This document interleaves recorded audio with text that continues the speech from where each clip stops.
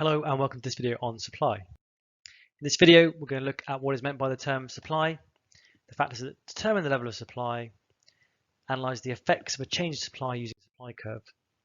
So let's assume you own a stall that produces two goods, sandwiches or wraps. Currently, you produce 100 sandwiches and 100 wraps a day. You sell them at the market price of €2 per item. The cost of producing each item is €1.50. Due to the rising popularity of wraps, the market price for these items has increased to $2.30. What would you do with your stall? How would you respond to this price change? Well, what you might do when the price rises from 2 to 2.30 is try and sell more wraps. Perhaps you, instead of selling 100, you might be able to sell 120. And so what this tells us is the relationship between the market price and how many you'd be willing to sell. And we call this supply. Supply can be defined as the amount of goods or service that producers are willing and able to sell at any given price. And this is an important definition. Let's make sure that we have it down in our lovely notes. A supply curve is just a graphical representation of that relationship, as we've done here on the right hand side. So it shows us the difference between, or the relationship between, price and the quantity that we're willing to sell. And you can see here that generally speaking, as the price of a product rises, we'd be more and more willing to supply as much as we can of that particular product. Whereas as price falls, the quantity supplied would decrease. A good way to remember this is that supply curves go up, supply to the sky. So as the price rises, the quantity supplied increases. Why is this? Well, a higher price signals higher profits to firms, creating an incentive to expand production. The relationship there between price and quantity supplied is therefore direct or positive. So in some circumstances, the supply of a product may be fixed. Perhaps you might want to pause the video and think why this might be.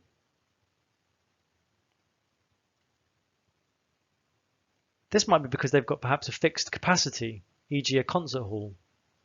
And in that situation, the capacity, let's say, was 5,272 seats.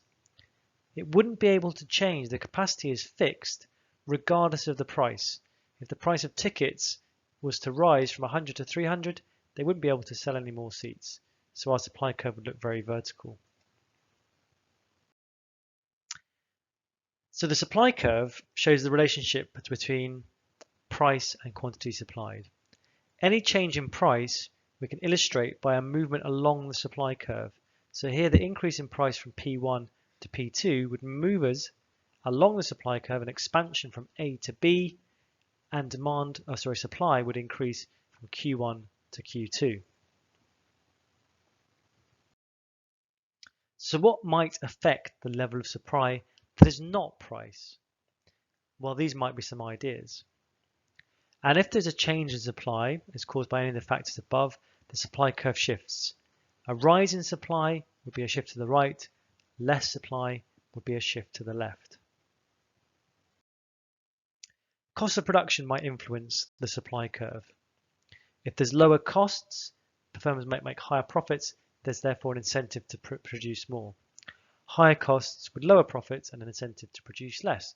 So if you imagine a bread manufacturer, when prices of wheat are low, costs are low, there's an incentive to produce more, and this might cause a shift in supply to the right. But when costs are high, this would reduce profits, a disincentive to produce more, and shift supply to the left. So here, an increase in the cost of making sandwiches would cause our supply curve to move to the left, S to S2. External shocks can also have an effect. So for example, changes in an exchange rate can affect cost to businesses and affect the supply curve. New technology can also affect. Fast, efficient machinery can lower the cost to businesses and therefore shift supply to the right. New innovative ideas that help the business become more efficient can also help increase production and shift supply to the right. Taxes also have an impact on supply curves. An indirect tax is a tax imposed by government when you spend money on a particular item. Examples include value-added tax and duties on things like tobacco and alcohol.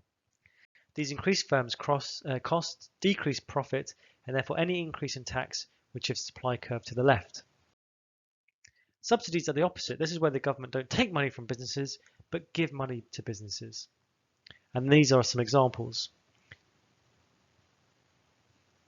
These would lower businesses' costs, increasing their profits and making them more likely to produce these products, increasing supply, shifting it to the right. So this would be an example here of a subsidy for wraps if we were a wrap maker. A subsidy would lower costs to the business and shift supply to the right. So here's a nice little summary of what might cause shifts to supply. Factors causing supply to increase are displayed here on the left-hand side. Factors causing supply to decrease are displayed on the right. It'd be worth print screening this, printing it out, and sticking it into your notes.